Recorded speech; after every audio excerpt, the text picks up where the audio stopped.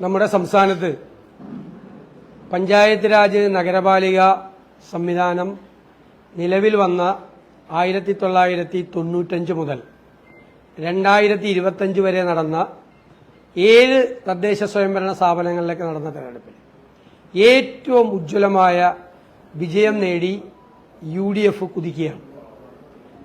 ഈ 7 തെരഞ്ഞെടുപ്പിലെയും ഏറ്റവും വലിയ വിജയമാണ് 2025 പ്രാദേശിക സർക്കാരുകളിലേക്ക് നടന്ന തെരഞ്ഞെടുപ്പിൽ UDF നേടിയിരിക്കുന്നത്.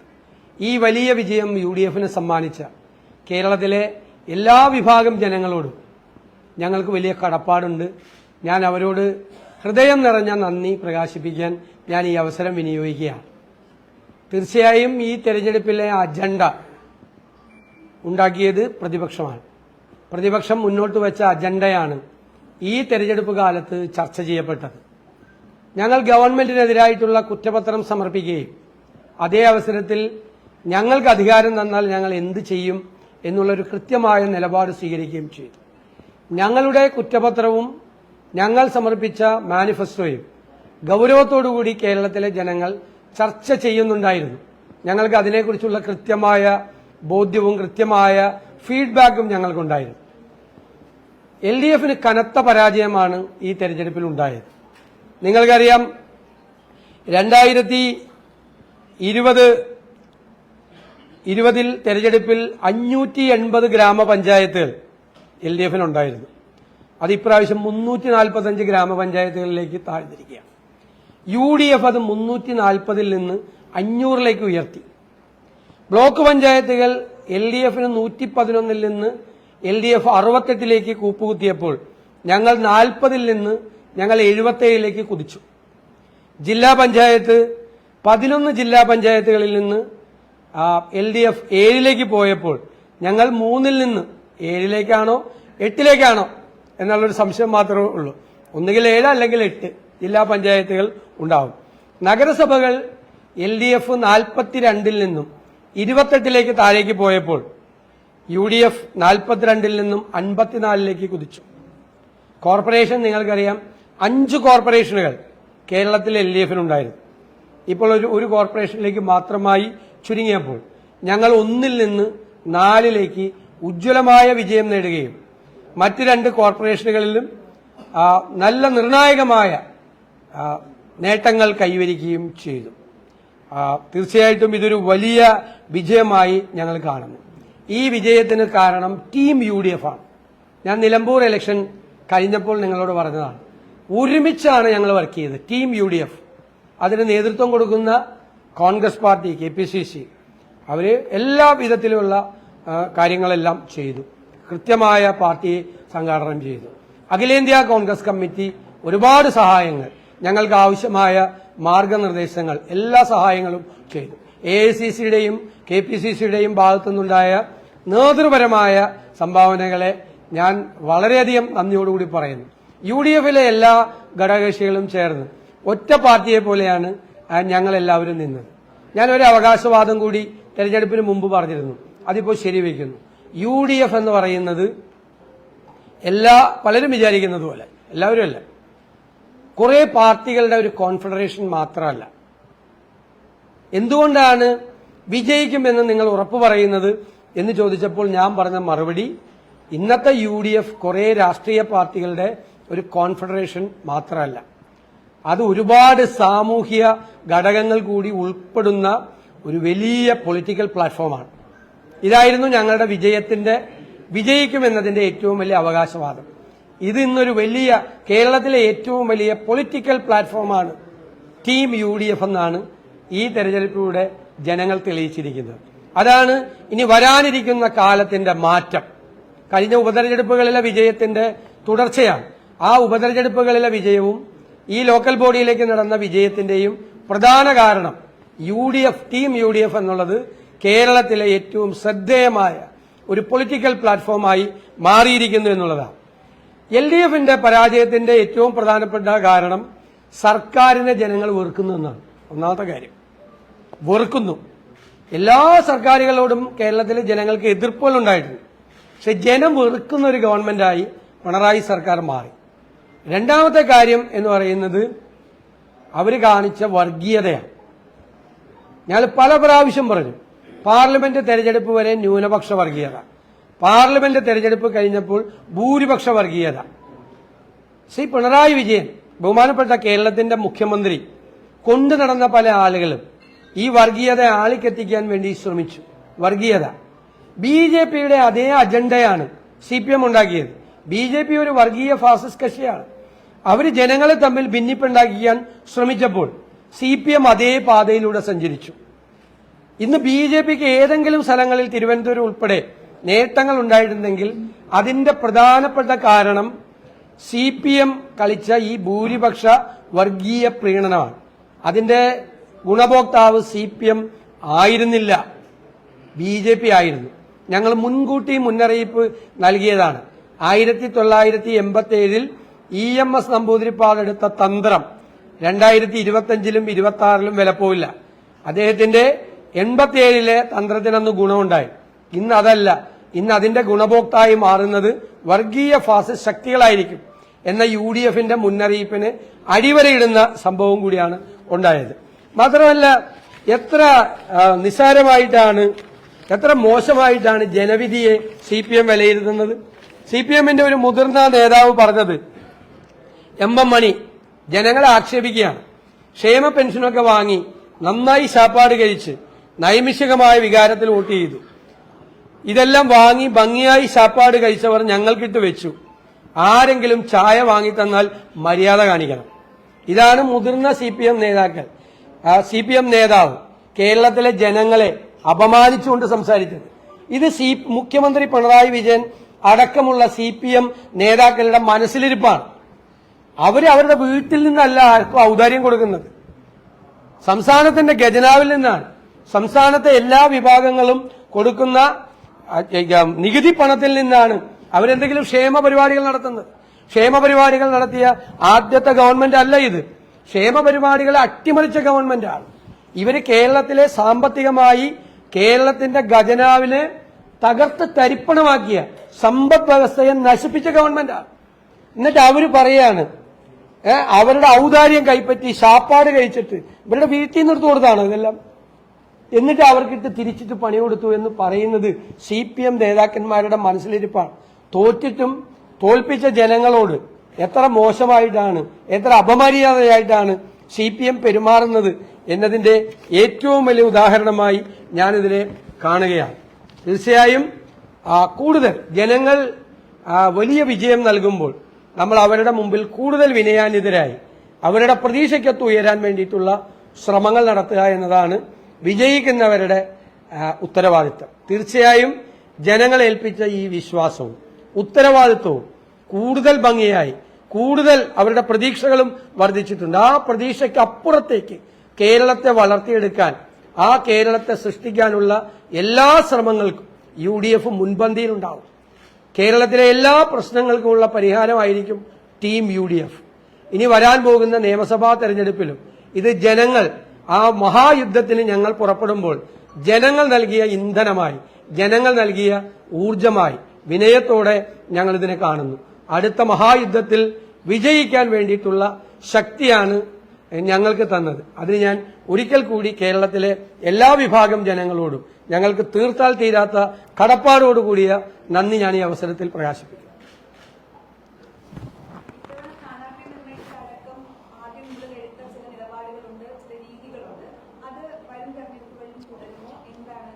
തീർച്ചയായിട്ടും ഈ തെരഞ്ഞെടുപ്പ് വിജയം നമ്മൾ പരിശോധിക്കുമ്പോൾ ഞാൻ നേരത്തെ തന്നെ പറഞ്ഞു, LDFന്റെ ഗവൺമെന്റിന്റെ നെഗറ്റീവ് ഉള്ളതുപോലെ തന്നെ ഞങ്ങൾ നടത്തിയ മുന്നൊരുക്കം, ഞങ്ങൾ നടത്തിയ തയ്യാറെടുപ്പ്, ഞങ്ങളുടെ നേതാക്കന്മാരും ഞങ്ങളുടെ ലക്ഷക്കണക്കിന് പ്രവർത്തകരും ആവേശത്തോടുകൂടി എടുത്ത നടപടികൾ, അവർ നടത്തി പ്രവർത്തനം, അവർക്ക് കൂടി ഞാൻ ഈ വിജയം തീർച്ചയായും സമർപ്പിക്കുകയാണ്.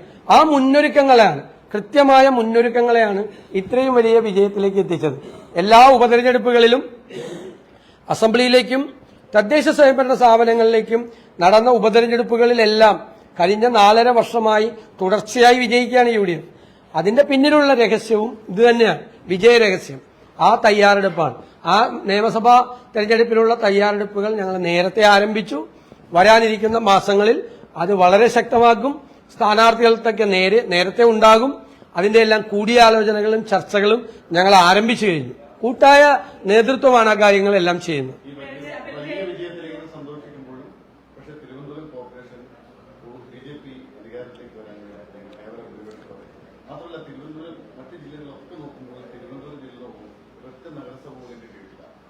അല്ല, അത് ഓരോ ജില്ലകളിലും നമ്മൾ പ്രത്യേകമായിട്ട് പരിശോധിക്കണം. തിരുവനന്തപുരം ജില്ലയിൽ ഞങ്ങൾ കോർപ്പറേഷനിൽ ഞങ്ങളുടെ സീറ്റ് ഏകദേശം ഇരട്ടിയാക്കി. ഇവിടെ ഈ സീറ്റ് നിശ്ചയിച്ചതാരാ? ഈ സീറ്റുകൾ ഡിവൈഡ് ചെയ്താരാ? എല്ലാം കോർപ്പറേഷനിൽ CPM നേതാക്കന്മാരെ ആണ് വന്നിരുന്നത്. CPM നേതാക്കന്മാരാണ് വോട്ടർ പട്ടികയിൽ ക്രമക്കേട് കാണിച്ചത്, ഡീലിമിറ്റേഷനിൽ ക്രമക്കേട് കാണിച്ചത്. സംസ്ഥാനത്ത് ഉടനീളം ചെയ്തു. തിരുവനന്തപുരത്ത് അതെല്ലാം ചെയ്തു. BJPക്ക് ജയിക്കാനുള്ള വഴിയൊരുക്കി കൊടുക്കുകയാണ് യഥാർത്ഥത്തിൽ തിരുവനന്തപുരത്ത് CPM ചെയ്തത്. സംശയം എന്താ? പിന്നെ എല്ലാ ജില്ലകളിലും ജയിക്കുമോ? തിരുവനന്തപുരത്ത് നിങ്ങൾ അതേ എങ്ങനെയാണ്? ഗ്രാമപഞ്ചായത്തുകളിലെ മാത്രമല്ലല്ലോ, കോർപ്പറേഷൻ മാത്രമല്ലല്ലോ, ജില്ലാ പഞ്ചായത്തിലെ ഒരു മിനി അസംബ്ലി നടക്കുന്ന പോലത്തെ തെരഞ്ഞെടുപ്പ് ഇവിടെ ഒപ്പത്തിനൊപ്പം നിൽക്കുകയാണ്. ഒപ്പത്തിനൊപ്പം ജില്ലാ പഞ്ചായത്ത് തിരുവനന്തപുരം ജില്ലയിൽ ഒപ്പത്തിനൊപ്പം UDF നിൽക്കുകയാണ്, LDFന്റെ ഒപ്പം. തിരുവനന്തപുരത്ത് പരാജയം ഉണ്ടായെന്ന് അങ്ങേക്ക് എങ്ങനെ വിലയിരുത്താൻ പറ്റും? തിരുവനന്തപുരത്ത് ഒപ്പത്തിനൊപ്പം നിൽക്കുക. BJP ഒന്നും അല്ലല്ലോ, LDF UDF ഒപ്പത്തിനൊപ്പം നിൽക്കുക. ഞങ്ങൾക്ക് കഴിഞ്ഞ പ്രാവശ്യം എത്ര സീറ്റ് ഉണ്ടായിരുന്നു? ഞങ്ങൾക്ക് തിരുവനന്തപുരത്തൊക്കെ ഞങ്ങൾക്ക് എത്ര സീറ്റ് ഉണ്ടായിരുന്നു? വളരെ കുറച്ച് സീറ്റ് ഞങ്ങൾക്ക് ഉണ്ടായിരുന്നുള്ളൂ. അതിൽ നിന്നൊക്കെയാണ് ഞങ്ങൾ ഈ വൻ വിജയം നേടി ഞങ്ങൾ തിരിച്ചു വരുന്നത്. കോർപ്പറേഷനിലും അതുപോലെ അതിലെല്ലാതെ ഇപ്പൊ ഞാൻ പറഞ്ഞല്ലോ, ജില്ലാ പഞ്ചായത്ത് കിട്ടാത്ത സ്ഥലങ്ങളിലെല്ലാം ഞങ്ങളുടെ സീറ്റുകളുടെ എണ്ണം ഇരട്ടിയായി. ജില്ലാ പഞ്ചായത്ത് കിട്ടാത്ത സ്ഥലത്തൊക്കെ ഇരട്ടിയായി. നേരത്തെ ഉണ്ടായിരുന്ന കഴിഞ്ഞ പ്രാവശ്യം ഉണ്ടായിരുന്ന ജില്ലാ പഞ്ചായത്ത് എണ്ണത്തിന്റെ ഇരട്ടിയായി. ഇപ്പൊ കൊല്ലത്തൊക്കെ ഞങ്ങൾ സംഘടനാപരമായി കൊല്ലം, കോഴിക്കോട് ജില്ലകളിൽ ഒക്കെ സംഘടനാപരമായി പിന്നോക്കം നിൽക്കുന്ന സ്ഥലങ്ങളാണ്. എല്ലാ തെരഞ്ഞെടുപ്പ് വരുമ്പോഴും ഞങ്ങൾ തോറ്റിരുന്ന സ്ഥലങ്ങളാണ്. ആ കോഴിക്കോട് ഞങ്ങൾ കോർപ്പറേഷൻ ഞങ്ങൾ ഉറപ്പിച്ചു നിർത്തിയിരിക്കുകയാണ് ഇപ്പോഴും CPMന്. ജില്ലാ പഞ്ചായത്ത് ഒപ്പത്തിനൊപ്പം നിൽക്കുകയാണ് കോഴിക്കോട് പോലത്തെ സ്ഥലത്ത്. എത്ര സ്ഥലമാണ് തിരിച്ചു പിടിച്ചിരിക്കുന്നത് അവിടെയെല്ലാം. കൊല്ലത്ത് വലിയ മാറ്റം ഉണ്ടായി, വലിയ മാറ്റം. നിങ്ങൾ പരിശോധിച്ചാൽ അറിയാം. കൊല്ലം കോർപ്പറേഷൻ UDF ഭരിക്കാൻ പോകല്ലേ. CPMന്റെ സ്ഥിതി 3-ാം സ്ഥാനത്താണ്. 3-ാം സ്ഥാനത്ത് ഒരു കോർപ്പറേഷനിലും ശരിക്കില്ല ഭൂരിപക്ഷം. ഒറ്റയ്ക്ക് ഭൂരിപക്ഷം ഇല്ല ഒരു സ്ഥലത്തും CPMന്. ഞങ്ങള് വൻ ഭൂരിപക്ഷം നേടിയിരിക്കുന്ന 3 സ്ഥലത്തെ ഞങ്ങളുടെ ഭൂരിപക്ഷം ഒന്ന് നോക്കിയേ. കണ്ണൂരും എറണാകുളത്തും തൃശ്ശൂരും ഒക്കെ ഞങ്ങളുടെ ഭൂരിപക്ഷം നോക്കിയേ. ഇപ്പൊ ഒരു കേന്ദ്രമന്ത്രി തൃശ്ശൂർ ക്യാമ്പ് ചെയ്ത് വർക്ക് ചെയ്താണ്. അവിടെയൊക്കെ ഞങ്ങൾ നേടിയ വിജയം അവർക്ക് 2 പേർക്ക് കൂടി കിട്ടിയേക്കണ സീറ്റിനേക്കാൾ കൂടുതൽ സീറ്റ് ഉണ്ട്. CPMനും BJP കൂടി കിട്ടിയേക്കണേക്കാൾ കൂടുതൽ സീറ്റ് തൃശ്ശൂർ ടൗണിൽ ഇല്ലേ?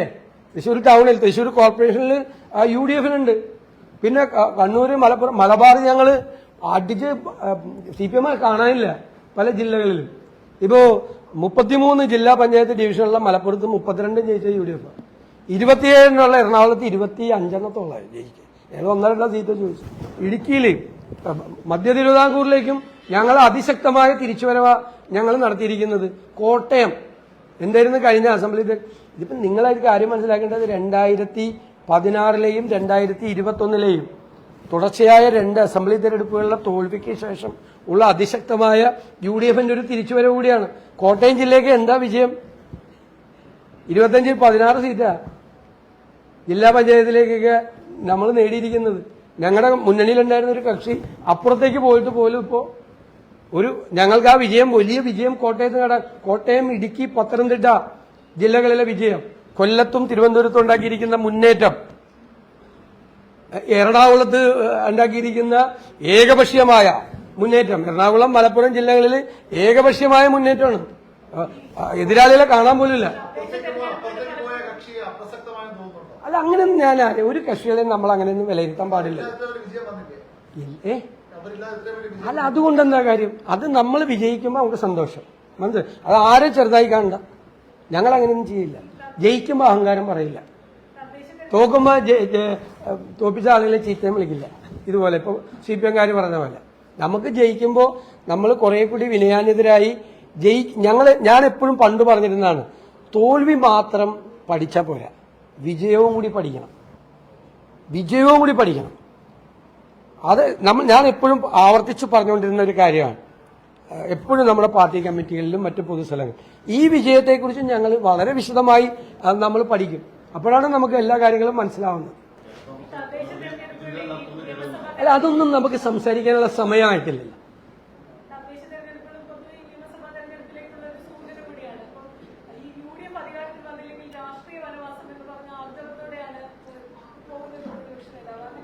അല്ല, തീർച്ചയായിട്ടും ഞാൻ അതൊക്കെ വാക്കു പറഞ്ഞതല്ലേ. UDFന് തിളക്കമാർന്ന വിജയം നിയമസഭാ തെരഞ്ഞെടുപ്പിൽ ഉണ്ടായില്ലെങ്കിൽ ഞാൻ രാഷ്ട്രീയ വനവാസത്തിന് പോകും. ഏറ്റവും അവസാനത്തെ ഒരു പത്രസമ്മേളനം, തിളക്കമാർന്ന വിജയം ഉണ്ടായില്ലെങ്കിൽ എന്റെ ജീവിതത്തിലെ ഏറ്റവും അവസാനത്തെ ഒരു പത്രസമ്മേളനം നടത്തിയിട്ട് ഞാൻ തിരിച്ചു പോകും. ഉറപ്പായിട്ട് പോകും. അത് വാക്കല്ലേ. ഞാൻ കേരളത്തിലെ ജനങ്ങളോടുകൂടി പറഞ്ഞേക്കണ വാക്കാ. നിങ്ങളെ കണ്ടിട്ട് പോകുള്ളൂ. ജീവിതത്തിലെ ഏറ്റവും അവസാനത്തെ പത്രസമ്മേളനം നടത്തിയിട്ട് പോകുള്ളൂ. ലാസ്റ്റ് പിന്നെ കാണില്ല. അങ്ങനത്തെ ഒരു അന്തരീക്ഷം ഉണ്ടായ എന്റെ കോൺഫിഡൻസ് എന്താണ്? എന്റെ കോൺഫിഡൻസ് ടീം UDF ആണ്. എന്റെ കോൺഫിഡൻസ് ലക്ഷക്കണക്കിന് വരുന്ന പ്രവർത്തകർ, ജനങ്ങൾ, ഇവരെ അധികാരത്തിൽ നിന്ന് താഴെ ഇറക്കി UDFനെ അധികാരത്തിലേക്ക് തിരിച്ചു കൊണ്ടുവരണമെന്ന് ആഗ്രഹിക്കുന്നു. അവർക്ക് ഒരുപാട് പ്രതീക്ഷകളുണ്ട്. ഞങ്ങൾ ആ പ്രതീക്ഷകളെ സാഫല്യത്തിലെത്തിക്കാൻ വേണ്ടിയിട്ടുള്ള ഹോംവർക്കിലാണ് ഞങ്ങൾ. എവിടെയെല്ലാം LDF പരാജയപ്പെട്ടോ അവിടെയെല്ലാം ഞങ്ങൾ വിജയിക്കും എന്നുള്ള കോൺഫിഡൻസ്. സമ്പദ് വ്യവസ്ഥ അവർ തകർത്തു. അത് ഞങ്ങൾ നേരെയാക്കാനുള്ള ഓൾട്ടർനേറ്റീവ് പ്രോജക്റ്റ് ഞങ്ങൾക്കുണ്ട്. ഞങ്ങൾക്ക് ഒരു കൊല്ലത്തിനകം കേരളം ഉദിച്ചു വരും. 2 ആരോഗ്യ രംഗത്ത്, വിദ്യാഭ്യാസ രംഗത്ത്, കാർഷിക രംഗത്ത്, പട്ടികജാതി പട്ടിക വികസന രംഗത്ത്, തീരപ്രദേശത്തിന്റെ സങ്കടങ്ങളുടെ കാര്യത്തിൽ, പശ്ചിമഘട്ട മലനിരകളിലെ കർഷകരുടെ കാര്യത്തിൽ, കാർഷിക പ്രശ്നങ്ങളിൽ ഉൾപ്പെടെയുള്ള എല്ലാ കാര്യങ്ങളിലും കൃത്യമായ ബദൽ പദ്ധതികൾ, കേരളത്തിൽ ഒരു വലിയ ചേഞ്ച് ഉണ്ടാക്കുന്ന, എല്ലാ വികസന പ്രവർത്തനങ്ങളിലും ക്ഷേമ പ്രവർത്തനങ്ങളിലും അക്കൗണ്ടബിലിറ്റി ഉണ്ടാക്കുന്ന, അടിസ്ഥാനപരമായ മാറ്റം ഈ സംസ്ഥാനത്തിനുണ്ടാകുന്നു. സംസ്ഥാനത്തെ കുതിച്ചുചാട്ടത്തിന് പ്രേരണയാകുന്ന ഒരു കാര്യം ഞങ്ങൾ ജനുവരിയിൽ അവതരിപ്പിക്കും. ജനങ്ങളുടെ മുമ്പാകെ അവതരിപ്പിക്കും. ചെയ്യാൻ പറ്റാവുന്ന കാര്യങ്ങൾ മാത്രം. അതിന്റെ ഹോംവർക്ക് UDF തുടങ്ങിയിട്ട് 1 വർഷത്തോളമായി. നന്നായി ചെയ്തു പോകുന്നുണ്ട് എല്ലാ വിഭാഗങ്ങളിലും ആളുകളെ.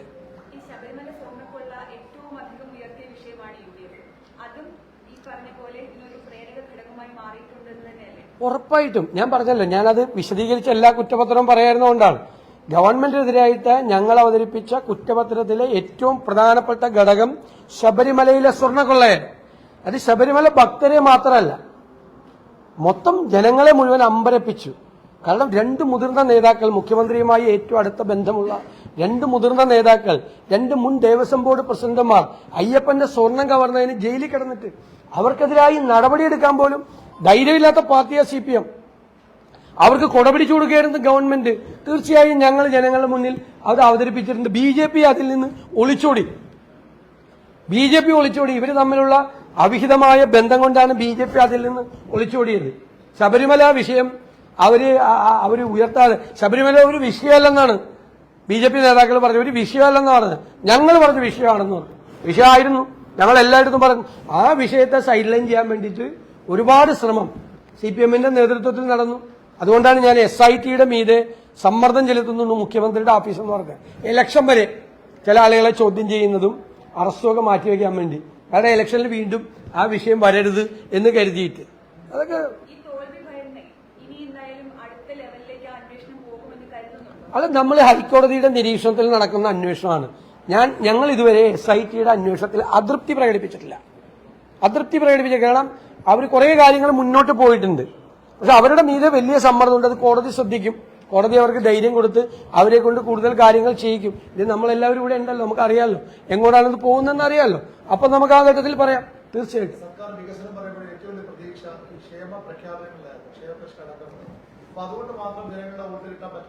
ഇല്ല, അതങ്ങനെയല്ല. അതിന്റെ യാഥാർത്ഥ്യമാണ് ഞങ്ങൾ പറഞ്ഞത് ജനങ്ങളോട്. അതായത് ഉദാഹരണത്തിന് 2021 പറഞ്ഞു 1600 രൂപയുടെ സോഷ്യൽ സെക്യൂരിറ്റി പെൻഷൻ, സാമൂഹ്യ സുരക്ഷാ പെൻഷൻ ഞങ്ങൾ അധികാരത്തിൽ വന്നാൽ 2500 ആക്കുന്നു. അപ്പോൾ 900 രൂപ കൂടുതൽ കിട്ടുമെന്ന് കണ്ടപ്പോൾ ഒരുപാട് ആളുകൾ അവർക്ക് വോട്ട് ചെയ്തു. പക്ഷെ അവർ 4.5 കൊല്ലം 1 രൂപ പോലും കൂട്ടിയിട്ടില്ല. അപ്പൊ കബളിപ്പിക്കുകയാണ് ചെയ്ത് ജനങ്ങളെ. 4.5 കൊല്ലം ഞങ്ങൾക്ക് വോട്ട് ചെയ്താൽ ഞങ്ങൾ 900 രൂപ കൂട്ടുമെന്ന് പറഞ്ഞിട്ട് ഒറ്റ പൈസ കൂട്ടിയില്ല. എന്നിട്ട് ഇലക്ഷൻ പ്രഖ്യാപിക്കുന്നതിന്റെ തലയാഴ്ച 400 രൂപ കൂട്ടി എന്ന് പറഞ്ഞാൽ, ഞാൻ അന്ന് ഇതേ ചോദ്യം നിങ്ങളോട് ചോദിച്ചല്ലോ, അങ്ങനെ കേരളത്തിലെ ജനങ്ങളുടെ സാമാന്യ യുക്തിയെ നിങ്ങൾ വെല്ലുവിളിക്കരുതെന്ന് പറഞ്ഞു. അവരെ കളിയാക്കുന്നതിന് തുല്യമായിരുന്നത്. ഇത് ഇലക്ഷന്റെ തലയാഴ്ച അതുവരെ എവിടെയായിരുന്നു ഇവർ ജനങ്ങളെ പറ്റി മറന്നുപോയത്? ഇലക്ഷൻ വരും, ഇപ്പൊ ലോക്കൽ ബോഡി ഇലക്ഷൻ വരും, അത് കഴിഞ്ഞാൽ പിന്നെ അസംബ്ലി ഇലക്ഷൻ വരും എന്ന് ഓർത്തപ്പോഴാണ് ഇവർ ജനങ്ങളെ ചിന്തിച്ചത്. അവർ കൊടുത്ത വാക്കിനെ പറ്റി അവർ ആലോചിച്ചത്. അതല്ലേ പ്രശ്നം.